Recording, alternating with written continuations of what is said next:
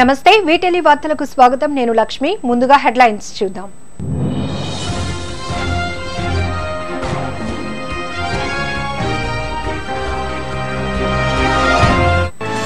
Steel plant పరిరక్షణ కోసం jail బరో నిర్వహించిన కార్మిక సంఘాలు మద్దతు తెలిపిన సినీ నటుడు ఆర్ నారాయణమూర్తి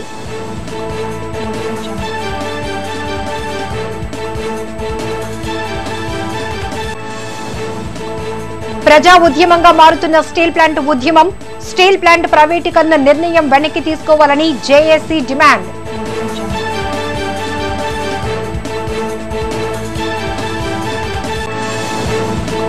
హిజాజ్ కోసం ముస్లిం మహిళల భారీ ర్యాలీ బీజేపీ ప్రభుత్వం స్పందించాలని డిమాండ్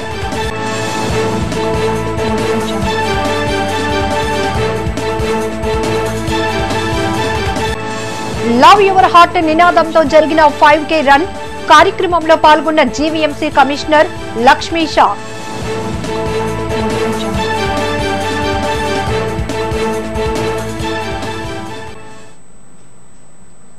స్టీల్ ప్లాంట్ పరిరక్షణ కోసం కార్మిక సంఘాలు చేస్తున్న రిలే నిరాహార దీక్షలు నిన్నటికి ఏడాది పూర్తయిన సందర్భంగా ఈ రోజు జైల్ బరో కార్యక్రమాన్ని నిర్వహించారు. విశాఖ ఉక్కు పరిరక్షణ పోరాట కమిటీ ఆధ్వర్యంలో స్టీల్ ప్లాంట్ ప్రధాన ద్వారం వద్ద ప్రారంభమైన ఈ కార్యక్రమంలో వేలాది మంది కార్మికులు పాల్గొన్నారు.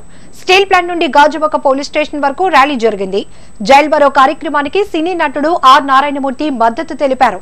ఈ సందర్భంగా మాట్లాడుతూ విశాఖ ఉక్కు ఆంధ్రుల హక్కని, విశాఖ ఉక్కు పరిశ్రమను ఎట్టి పరిస్థితిలో ప్రైవేటు పరం కానివ్వమన్నారు. ఢిల్లీలో జరిగిన రైతుల ఉద్యమంలో ధర్మం ఉంది కాబట్టే కేంద్ర ప్రభుత్వం రైతు చట్టాలు రద్దు చేసిందన్నారు. అదే మాదిరిగా స్టీల్ ప్లాంట్ ప్రైవేటీకరణ నిర్ణయాన్ని కూడా వెనక్కి తీసుకుంటారన్నారు.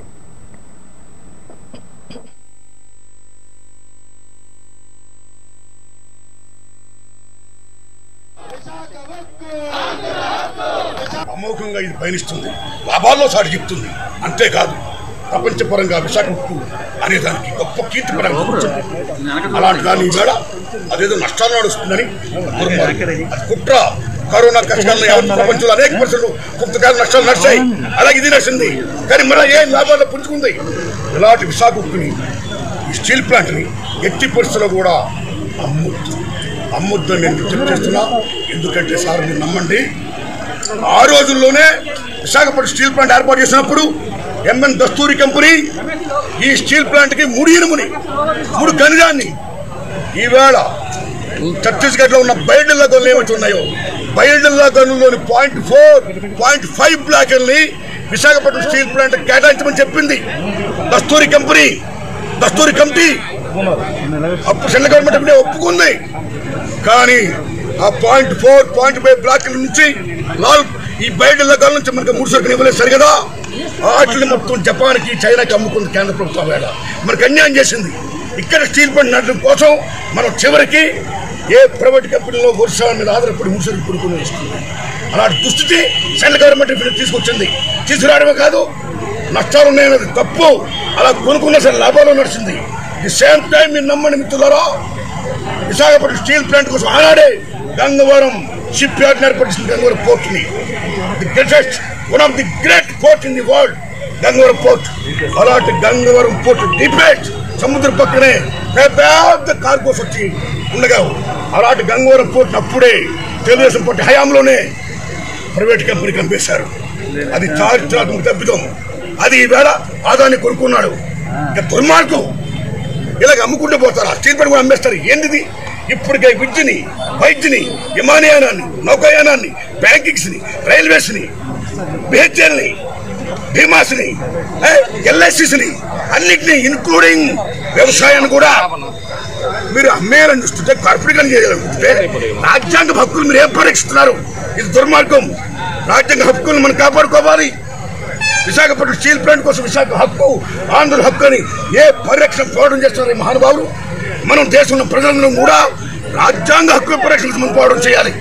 ఇలా ప్రతి చంపేస్తున్నారు సెంట్రల్ గవర్నమెంట్ ఆఫ్ ఇండియా. ఏం దుర్మార్గం అండి. అప్పటికి మీ నమ్మని మిత్రులారా, పోస్కో కంపెనీ మీకు తెలుసు, ప్రపంచంలోనే పెద్ద ఉక్కు పరిశ్రమ అది. సౌత్ కొరియా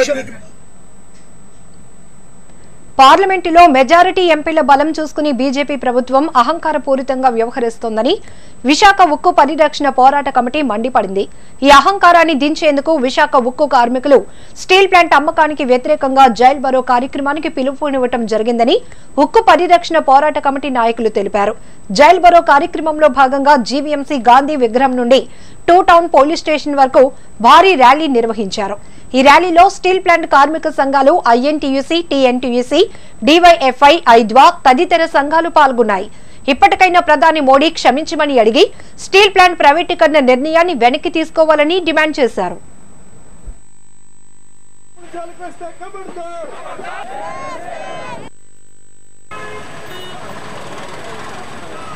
విశాఖ ఉక్కు పరిరక్షణ ఉద్యమానికి నిన్నటికి సంవత్సరం పూర్తయింది.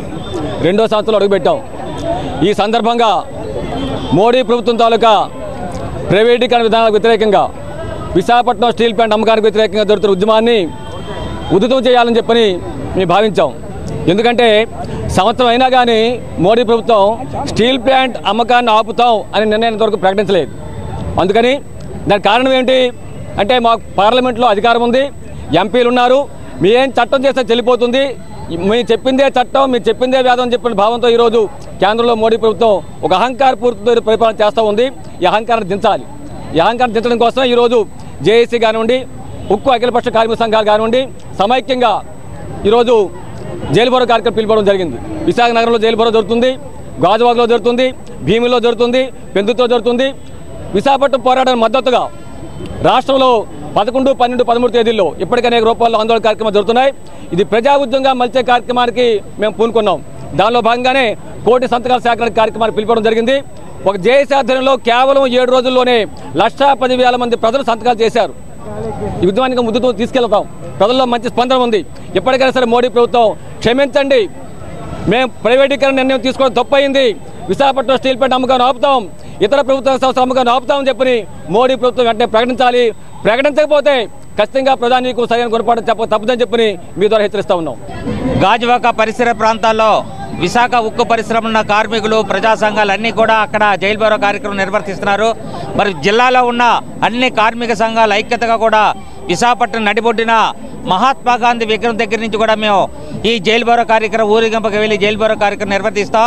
మా నిర్ణయం ఒకటే, విశాఖ ఉక్కు పరిశ్రమని ప్రైవేటీకరణ కాకుండా కాపాడుకోవడానికి మేమందరం కూడా అవసరమైతే ప్రాణ త్యాగానికైనా సిద్ధంగా అన్ని కార్మిక సంఘాలు, ప్రజా సంఘాలు ఉన్నాయి. ప్రజలకు కూడా ఐక్యత చేస్తాం, ప్రజా సంఘాల ఐక్యత చేస్తాం. విశాఖపట్నంతో పాటు రాష్ట్రంలో ఉన్న అన్ని వర్గాలని కూడా విశాఖ ఉక్కు పరిశ్రమ ప్రైవేటీకరణ కాకుండా కాపాడుకోవడానికి మేము దానితో పాటు ప్రభుత్వ రంగ సంస్థలు కూడా కాపాడుకోవడానికి మేము అన్ని విధాలుగా పోరాటం చేస్తామని ఈ సందర్భంగా తెలియజేస్తూ ఉన్నాం. జైలు బరో కార్యక్రమంలో ఉద్యమ సందర్భంగా మరి విశాఖ స్టీల్ ప్లాంట్ ప్రైవేటీకరణ వ్యతిరేకిస్తూ మరి తీసుకున్నటువంటి మా యొక్క అఖిలపక్ష కార్మిక సంఘాల ఆధ్వర్యంలో నిర్వహించినటువంటి జైలు బరో కార్యక్రమంలో మరి టీఎన్టీసీ వరకు పాల్గొన్నాం. మరి కేంద్ర రాష్ట్ర ప్రభుత్వాలు తీసుకున్న కార్మిక వ్యతిరేక విధానాలను ఖండిస్తూ మీ ఎప్పటికప్పుడు మరి నిర్వహిస్తున్న కార్యక్రమాలు ఈరోజు 366 రోజులుగా ఈ యొక్క విశాఖ ఉక్కుని కాపాడుకునే పరిస్థితులు మేము ముందు నడుస్తున్నాం. మరి కేంద్ర ప్రభుత్వం అయినటువంటి బీజేపీ ప్రభుత్వం మరి తీసుకున్న నిర్ణయాలకి మేము పూర్తిగా ఖండిస్తున్నాం. రేపు రాబోయే రోజుల్లో ఈ ఉద్యమాలన్నీ కూడా తీవ్రతరం చేస్తాం. ఇది ప్రజా ఉద్యమంగా మారకముందే మరి మోడీ ప్రభుత్వం తెల్లకోవాల్సిన అవసరం ఉంది. లేదంటే మరి బంగాళాఖాతంలోని మీ బీజేపీ ప్రభుత్వం కలిసిపోతుందని చెప్పి తెలియజేసుకుంటూ ముస్లిం మైనారిటీ మహిళలపై జరుగుతున్న సాంస్కృతిక దాడిని ఖండించాలని కోరుతూ ముస్లిం మహిళలు భారీ ఎత్తున నగరంలో ర్యాలీ నిర్వహించారు. మహిళా సంఘాలు, ముస్లిం సంఘాల ఆధ్వర్యంలో జరిగిన ఈ కార్యక్రమంలో పెద్ద ఎత్తున ముస్లింలు పాల్గొన్నారు. అంబేద్కర్ విగ్రహం నుండి జీవీఎంసీ వరకు భారీ ర్యాలీ జరిగింది. ఈ సందర్భంగా మహిళా సంఘాల నాయకులు మాట్లాడుతూ ముస్లిం మహిళలకు హిజాజ్ ధరించడం రాజ్యాంగం ఇచ్చిన హక్కని తెలిపారు. ఉత్తరప్రదేశ్ లో ఎన్నికలు జరుగుతున్న సందర్భంగా అక్కడి ప్రభుత్వం కావాలనే హిజాజ్ వేసుకుని కళాశాలలోనికి రావద్దని ఆంక్షలు పెట్టడం జరిగిందన్నారు. ఇది చాలా అన్యాయమని పేర్కొన్నారు. వెంటనే ఈ విధంగా నిర్ణయం తీసుకున్న వారిపై చర్యలు తీసుకోవాలని డిమాండ్ చేశారు.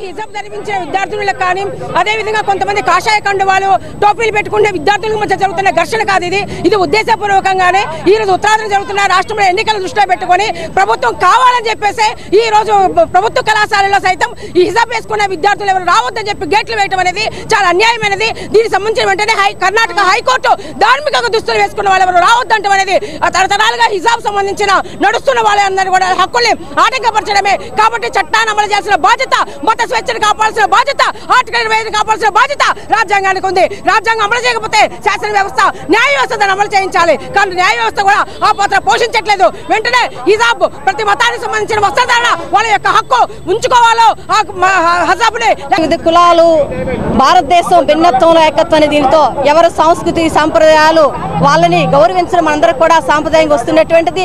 ఈ రోజు హిజాబ్ ధరించడం అనేది ఇప్పుడు కొత్తగా కాలేజీలో ధరించడం లేదు. వాళ్ళ తాలూకా మత ఆచారాన్ని బట్టి వాళ్ళకున్నట్టు సంస్కృతి సాంప్రదాయాలు బట్టి ముస్లిం మహిళలందరూ కూడా కాలేజీలకు కానీ బయటికి కానీ వెళ్ళినప్పుడు హిజాబ్ ధరిస్తున్నారు. కేవలం ఇది ఆర్ఎస్ఎస్ బీజేపీ కుట్రగా అంటే ఈరోజు కాలేజీలో విద్యను కూడా కాషాయీకరణ పేరుతో ప్రైవేట్ కాషాయీకరణ చేయాలని ఒక ఉద్దేశంతో ముఖ్య ఉద్దేశంతో ఈరోజు విద్యాలయాలు కూడా రాజకీయపరంగా చేస్తూ ముస్లింని టార్గెట్ గా పెట్టుకుని హిజాబ్ ధరించవద్దని చెప్పడం చెప్పేసి మహిళా సంఘాల ఐక్యవేదిగా ముస్లిం ర్యాలీ తెలిసిన సంఘీభావం తెలియజేస్తూ చాలా తీవ్రంగా ఖండిస్తా ఉన్నాం. ఇప్పుడు mister Modi, we are just requesting you one thing, that we are just covering our head, not our brain. Okay, we are covering our head, not our brain. Yes, we want hijab, we want hijab. ప్రతి ఒక్కరూ గుండెను ప్రేమించడం ద్వారా ఆరోగ్యాన్ని కాపాడుకోవచ్చని GVMC commissioner Lakshmi Shah అన్నారు. ఫిబ్రవరి మాసం month of love ను పురస్కరించుకుని గుండె ఆరోగ్యం పట్ల అవగాహన పెంచేందుకు లవ్ యువర్ హార్ట్ అనే నినాదంతో ఆసుపత్రి ఆధ్వర్యంలో బీచ్ రోడ్ కాళీమాత టెంపుల్ నుంచి 5K రన్ నిర్వహించారు. ఈ కార్యక్రమానికి ముఖ్య అతిథిగా లక్ష్మీ షా, అతిథిగా హాస్పిటల్స్ చైర్మన్ రమేష్ పాల్గొని వాక్ ప్రారంభించారు. ఈ సందర్భంగా జీవీఎంసీ కమిషనర్ మాట్లాడుతూ ప్రస్తుత సమాజంలో యాంత్రిక జీవనాన్ని సాగిస్తున్న మానవాళి నడక ద్వారా గుండెను కాపాడుకోవాలన్నారు. గుండె ఆరోగ్యం పట్ల అవగాహన పెంపొందించేందుకు అను హాస్పిటల్ నిర్వహిస్తున్న కార్యక్రమాలను అభినందించక తప్పదన్నారు. కార్యక్రమంలో ముందుగా హాస్పిటల్ సిబ్బంది, వాకర్స్ నిర్వహించిన ఫ్లాష్ మాబ్ అందరినీ ఆకట్టుకుంది. ఈ కార్యక్రమంలో GVMC CMO Sastri, hospital center head Ramesh, incharge Satya Venkat, Madhusudan, Prasanna తదితరులు పాల్గొన్నారు.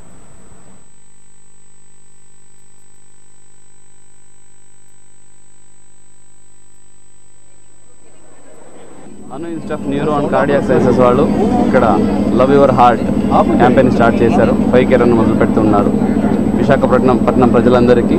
సో హార్ట్ గురించి కేర్ చేయండి, హార్ట్ కోసం కేర్ చేస్తూ ఆరోగ్యంగా ఉండండి, ఆనందంగా ఉండండి అని నినాదంతో ఈరోజు ఒక 5K రన్ పెట్టి ఉన్నారు. దీంట్లో భాగస్వామ్యం చేసినందుకు, నన్ను భాగస్వామ్యం చేసినందుకు కృతజ్ఞతలు తెలియజేస్తూ ఉన్నాను. సో విశాఖపట్నం ప్రజలందరికీ నా విన్నపం కూడా, so be healthy, be happy, keep your city clean, make our city green and clean. So Visakha నగరాన్ని స్వచ్ఛ సర్వేక్షణలో మంచి ర్యాంక్ తీసుకోవడానికి, విశాఖపట్నాన్ని ఒక మంచి నగరంగా తీర్చిదిద్దడానికి మీరందరూ సహకరించాలని కోరుతున్నాను. సో మీ ఆరోగ్యం ఎలాగైతే కేర్ చేస్తామో అదే ప్రకారంగా మన సిటీని కూడా కేర్ చేయండి. So love your heart, love your city. Thank you. Anu institute of neuro cardiac sciences తరఫున వీఆర్ కండక్టింగ్ అనే awareness programme towards your heart health. ఈ హార్ట్ హెల్త్ అన్నది ఎంత ఇంపార్టెంటో ఈ రోజుల్లో మీకు అందరికీ తెలిసిందే. ఈ స్ట్రెస్ఫుల్ లైఫ్లో మనం ఏంటంటే మన ఆరోగ్యాలను నెగ్లెక్ట్ చేస్తున్నాం. ఈ నెగ్లిజెన్స్ అన్నది కంటిన్యూ కాకూడదు, మన హార్ట్ ప్రాబ్లమ్స్ అన్నది పెరగకూడదు అనే ఉద్దేశంతో ఈ హెల్త్ అవేర్నెస్ ప్రోగ్రామ్ అనేది క్రియేట్ చేయడం అన్నది జరుగుతుంది. Is the love your heart అనే ప్రోగ్రాంలో మీ గుండె యొక్క ఆరోగ్య ఆవశ్యకతను తెలుసుకోండి.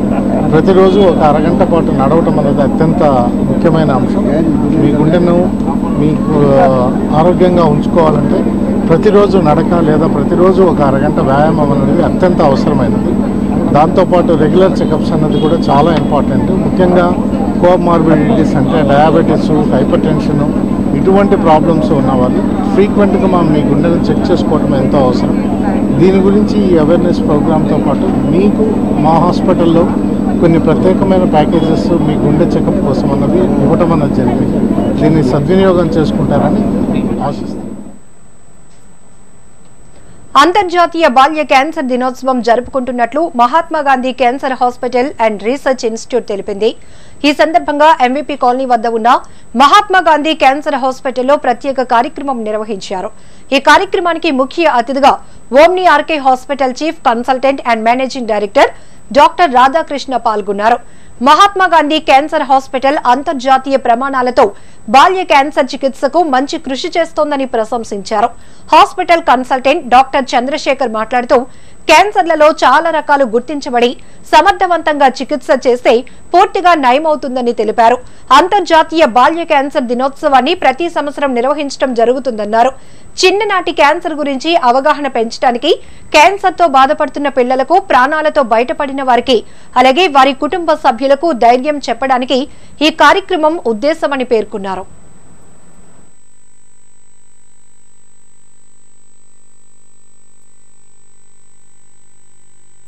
చిన్నపిల్లల్లో వచ్చే క్యాన్సర్కి సంబంధించిన లక్షణాలని ఎలా గుర్తుపట్టిన తర్వాత ఏ సెంటర్కి వెళ్తే ఏ రకమైన ట్రీట్మెంట్లు జరుగుతాయి, ఒక్కొక్క క్యాన్సర్కి ఉండే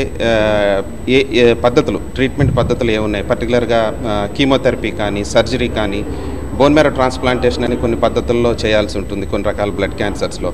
వీటి మీద అవగాహన కలిగించడానికి, వాళ్ళలో ధైర్యాన్ని నింపడానికి, పర్టికులర్గా చిన్నపిల్లలు అండ్ సంబంధించిన క్యాన్సర్స్ వచ్చిన తల్లిదండ్రులు చాలా ఎక్కువగా భయపడుతూ ఉంటారు. చిన్న వయసులో క్యాన్సర్ వచ్చిందంటే ఎన్ని రోజులు బతుకుతారు అనే కాన్సెప్ట్ ఎవరికైనా ఆటోమేటిక్గా వస్తుంటుంది. ఫర్ ఎగ్జాంపుల్ ఎక్యూట్ లింఫోబ్లాస్టిక్ ల్యూకీమియా అని చిన్నపిల్లల్లో మోస్ట్ కామన్గా వచ్చే క్యాన్సర్, అది బ్లడ్ క్యాన్సర్ అనమాట.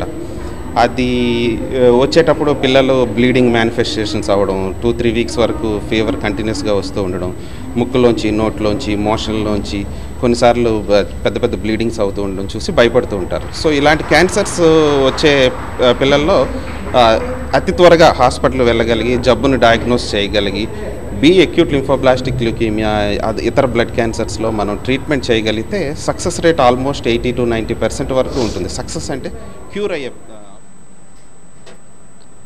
క్రిటికల్ రెస్క్యూ మిషన్ సంస్థ ద్వారా ప్రాథమిక వైద్య అత్యవసర సేవలు అందించేందుకు ప్రజలకు శిక్షణ ఇచ్చేందుకు ముందుకు వచ్చినట్లు critical rescue mission chairman doctor Boddepalli Raghu తెలిపారు. ప్రెస్ క్లబ్ లో నిర్వహించిన మీడియా సమావేశంలో ఆయన మాట్లాడుతూ మార్చి 3వ వారం నుండి మిషన్ సంజీవనిలో భాగంగా ప్రజలకు అత్యవసర వైద్య సేవలు అందించే విధంగా శిక్షణ ఇవ్వటం ప్రారంభిస్తామన్నారు. దీని ద్వారా అత్యవసర సమయంలో ప్రాణాలు కాపాడేందుకు తమ వంతు ప్రయత్నం చేయటం జరుగుతుందని భావిస్తున్నామన్నారు రఘు. లక్ష్మణ్ గారు వాళ్ళ స్నేహితులకి యాక్సిడెంట్ అయినప్పుడు మనకి మెడికల్ ఎయిడ్ ఏదైతే ఉందో ఆ మెడికల్ ఎయిడ్ మనకి మన ఇండియన్ కండిషన్స్ మీకు తెలుసు. మీరు ఫారెన్లో అయితే మీకు ఒక ఎయిర్ అంబులెన్స్ వస్తుంది, సడన్గా ఏదైనా ట్రాఫిక్ ఉంటే మిమ్మల్ని లిఫ్ట్ చేసి ఒక 5-10 నిమిషాల లోపల హాస్పిటల్కి తీసుకెళ్తుంది. దురదృష్టవశాత్తు మన ఇండియాలో ఇంకా అంత టెక్నాలజీ కానీ లేకపోతే అంత అవేర్నెస్ కానీ డెవలప్ అవ్వలేదు. ప్లస్ ప్రజల ఆరోగ్యం మీద ప్రభుత్వాలు కూడా అంత ఖర్చు కూడా చేయట్లేదు ఇప్పుడు.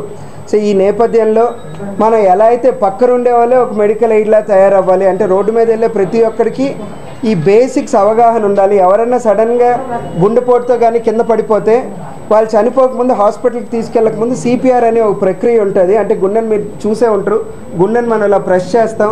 ఈ సిపిఆర్ అనే ప్రక్రియ ఎలా చేయాలి, అలానే యాక్సిడెంట్లు అయినప్పుడు కొన్నిసార్లు చిన్న గీత తగలచ్చు, కానీ మేజర్ ఆర్టరీ ఏదైనా కట్ అయిపోతే బ్లీడింగ్ అయి పేషెంట్ హాస్పిటల్కి వెళ్ళేలో పేషెంట్ చనిపోతారు.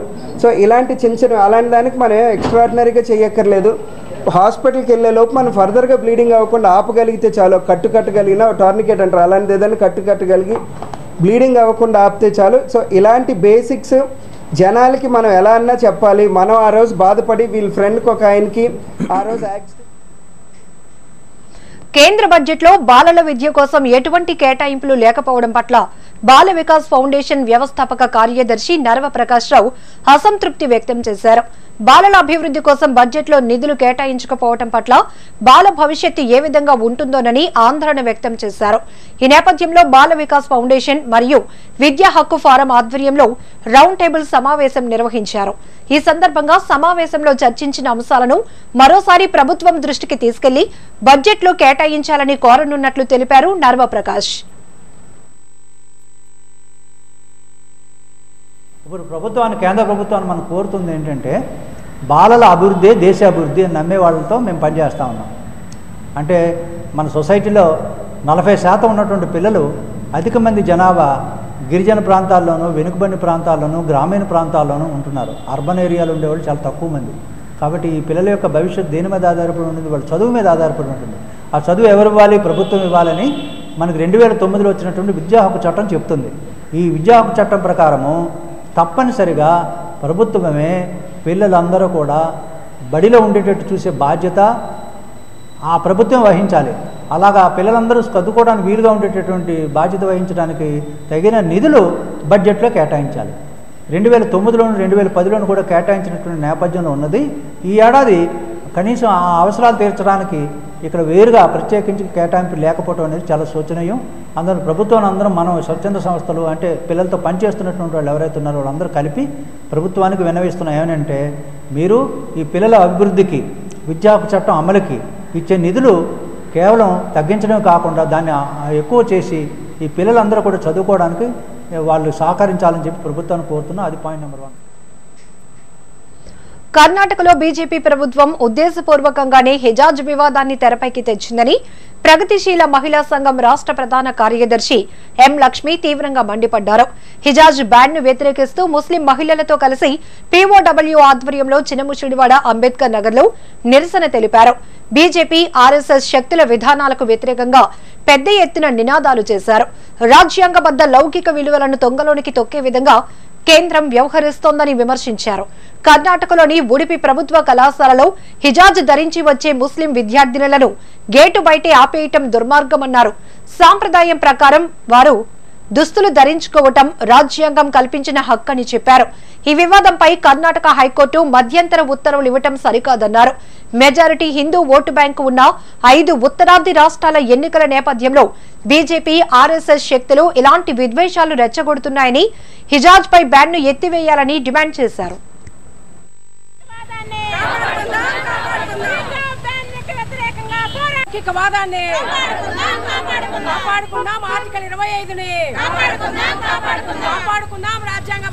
లోని ఈ బుర్కా అనేది ఉంది సాంప్రదాయం. ఈ సాంప్రదాయంలో కూడా కాలేజీలకు వెళ్తుంటే బయటనే అది బుర్కా అనేది తీసి కాలేజ్కి రమ్మంటున్నారు.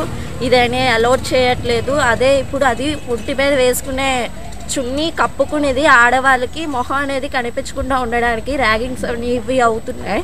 అవి కనిపించకుండా ఉంటాయి కదా, అది అనేసి బుర్కా అనేది వేసుకోవడానికి ఆడవాళ్ళకి మా ఒక ముస్లిం మతాల్లోని ఉండే హిజాబ్ అనేది ఉంది. నుంచి మా తాతలు ముత్తాతలు పై ముత్తాతల దగ్గర నుంచి వచ్చిన సాంప్రదాయం ఇది. ఇప్పుడు మధ్యలో తీయడానికి అవ్వదు. ఇది ఏమైనా కానీ ఎలాంటిదైనా కానీ మన ముస్లింకి బుర్కా తీసి తిరగమనే పద్ధతి లేదు ఎక్కడ. మన సాంప్రదాయం అది కాదు. ఎంత ఇదిగా ఉన్నాని, ఎంత పేదలు ఉన్నాని, ఎంత ఉన్నోళ్ళు ఉన్నాని మేము బుర్కా లేని బయటికి వెళ్ళము. ఇలా చెప్పడం తప్పు. ఇలా చేయకూడదు ముస్లిమ్స్ అమ్మాయిలకి. ఇది ఉంటేనే మేము ముస్లిమ్స్ అనేది మాకు తెలుస్తుంది. ప్రతి చోటకి వెళ్ళినా కానీ బుర్కా వేసుకొని మాకంటే ఒక గౌరవం ఉంది, దీనికి పట్టి మాకంటే ఒక అధికారం ఉంది. బుర్కా వేసుకొని నడుస్తే బయట ఇలాంటిది అధికారం తీసుకొని నడవాలంటే మా తోటికి అవ్వదు, మేము నడలేము. ఉత్తరప్రదేశ్ లో ఓ కాలేజీలో హిజాజ్ ధరించవద్దని ఆంక్షలు విధించడంపై కర్ణాటక ప్రభుత్వం ఎందుకు చర్యలు తీసుకోలేదని నగరంలోని 1 టౌన్ ప్రాంతంలో గల ముస్లిం యువకులు ప్రశ్నించారు. ఈ సంఘటనపై బీజేపీ ప్రభుత్వం స్పందించి చర్యలు తీసుకోవాలని డిమాండ్ చేస్తూ జీవీఎంసీ గాంధీ విగ్రహం వద్ద నిరసన వ్యక్తం చేశారు. ఈ సందర్భంగా కోటవీధి ప్రాంతంలో వాస్తవ్యుడు మహమ్మద్ అలీ మాట్లాడుతూ కళాశాలలో ఐకమత్యంతో చదువుకున్న వారి మధ్య ఇటువంటి ఆంక్షలు పెట్టడం సరికాదని కోరారు. తక్షణమే ప్రధాని మోదీ స్పందించి ఘటనపై చర్యలు తీసుకోవాలని డిమాండ్ చేశారు.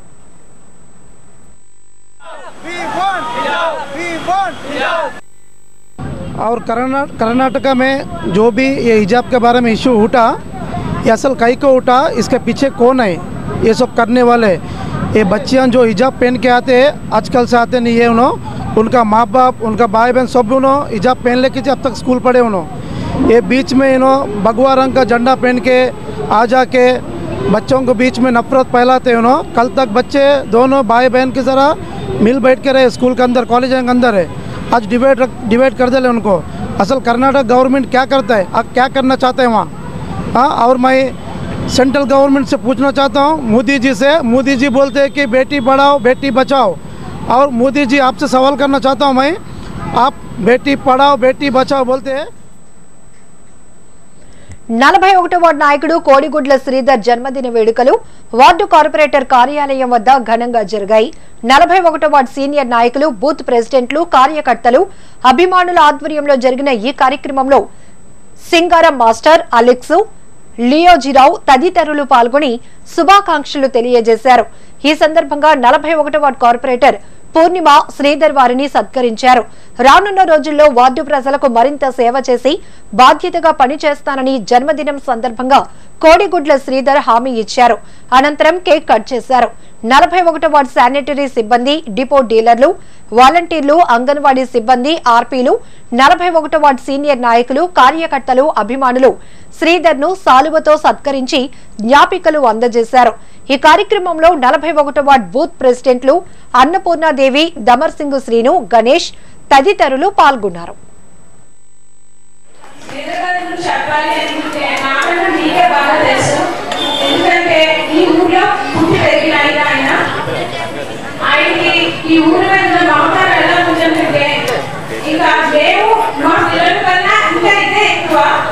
ఎప్పుడు కూడా మా ఇద్దరు కూర్చొని 10 మాటలు మాట్లాడితే అందులో 6 మాటలు నీవే ఉంటాయి.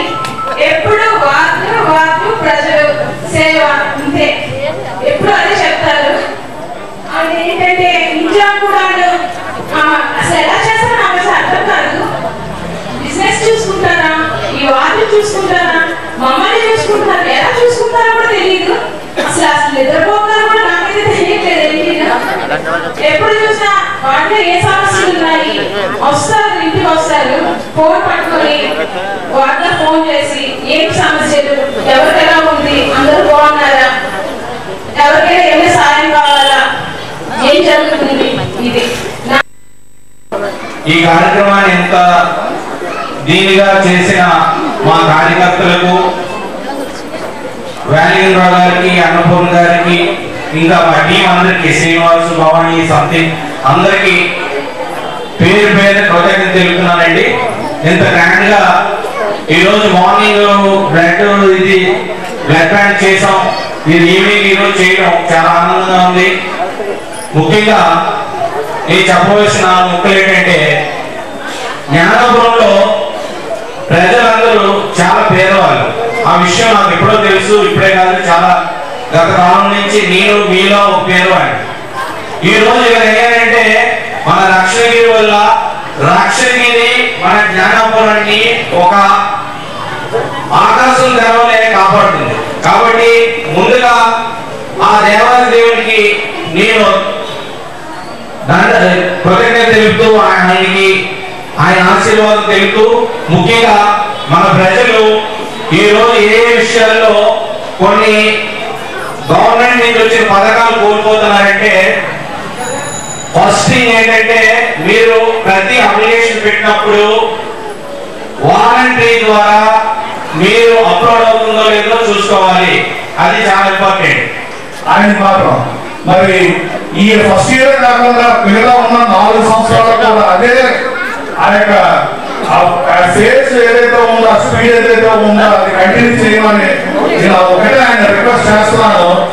ఆయన చేసినటువంటి సహాయ సహకారాలు అయితే నాకు ఇంతవరకు తెలిసిన వాళ్ళు చేసిన కార్పొరేటర్స్ ఇంతవరకు 1 year లో చేసిన సర్వీసెస్ మిగతా 5 years కూడా కోసం నేను చేయలేదేమో. కాబట్టి ఆయనకి దేవుడు మంచి ఆరోగ్యాలు ఇవ్వాలని కోరుకుంటూ, అరసవెల్లి శ్రీనివాసరావు పేరుతో కైలాసపురం డిఎల్బీ గ్రౌండ్ లో వాలీబాల్ మెమోరియల్ టోర్నమెంట్ జరిగింది. Tournament GVMC cooption member Senapathi Apparao ప్రారంభించారు. ఈ సందర్భంగా మాట్లాడుతూ, ప్రతి సంవత్సరం నిర్వహిస్తున్న మాదిరిగానే ఈ ఏడాది కూడా స్వర్గీయ అరసవెల్లి శ్రీనివాసరావు పేరుతో టోర్నమెంట్ నిర్వహించడం జరుగుతుందన్నారు.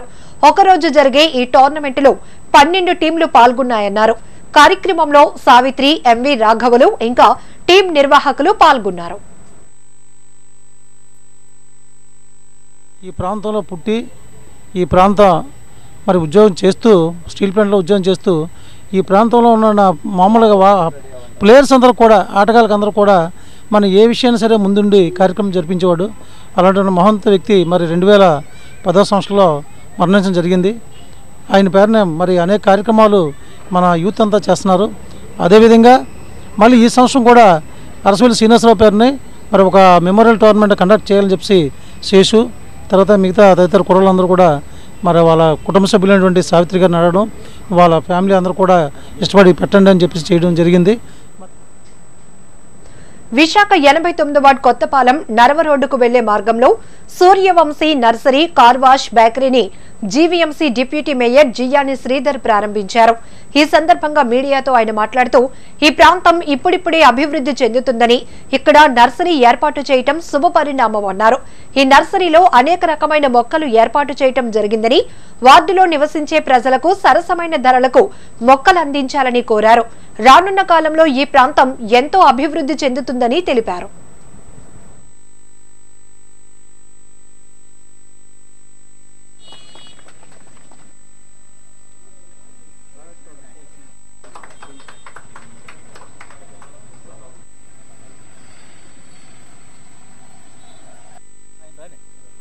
కొత్తపాలెంకి వెళ్ళే దారిలో, నరవకి వెళ్ళే దారిలో Suryavanshi water wash nursery and tea shop opening చేయడం జరిగింది. ఈరోజు మన గోపాలపట్నం, నరవ, కొత్తపాలెం, చంద్రనగర్, ఆదర్శ నగర్ తదితర ప్రాంత ప్రజలందరూ కూడా ఈ ప్రాంతంలో మంచి క్వాలిటీ వాటర్ వాష్ తక్కువ రేట్లో పెట్టడం జరుగుతూ ఉంది.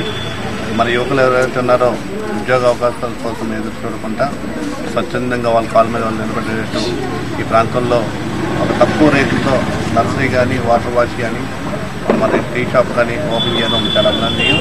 మనందరూ కూడా ఆల్ ద బెస్ట్ చెప్తూ మంచి అభివృద్ధి పదంలో యొక్క బిజినెస్ అంతా నడవాలని కోరుతూ బ్లెస్సింగ్ చేస్తాం.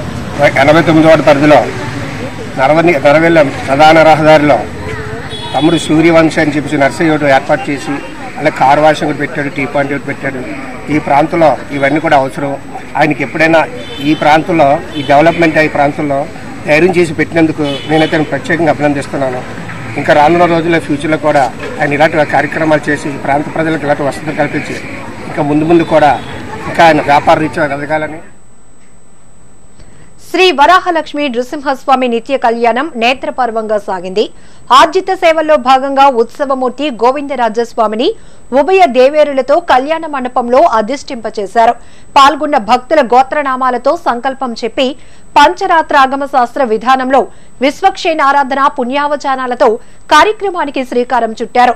కంకణ ధారణ, నూతన యజ్ఞోపవీత సమర్పణ, జీలకర్ర బెల్లం, మాంగళ్య ధారణ, తలంబ్రాల ప్రక్రియలను కమనీయంగా జరిపించారు.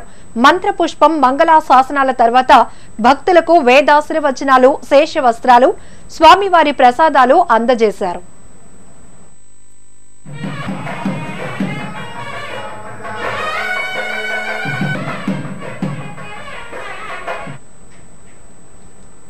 ఇప్పుడు హెడ్లైన్స్ చూద్దాం.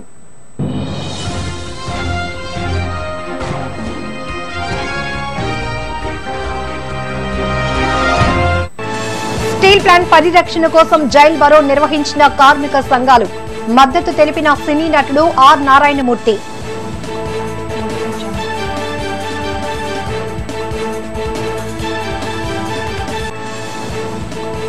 ప్రజా ఉద్యమంగా మారుతున్న స్టీల్ ప్లాంట్ ఉద్యమం. స్టీల్ ప్లాంట్ ప్రైవేటీకరణ నిర్ణయం వెనక్కి తీసుకోవాలని JAC demand.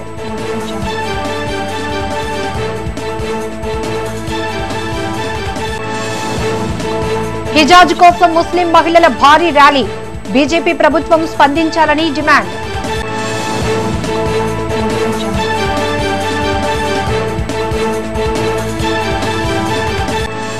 Love your heart నినాదంతో జరిగిన 5K రన్.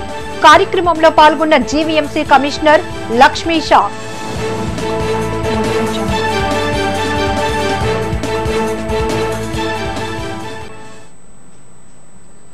వీటిలి న్యూస్ ఇంతటితో సమాప్తం. నమస్కారం.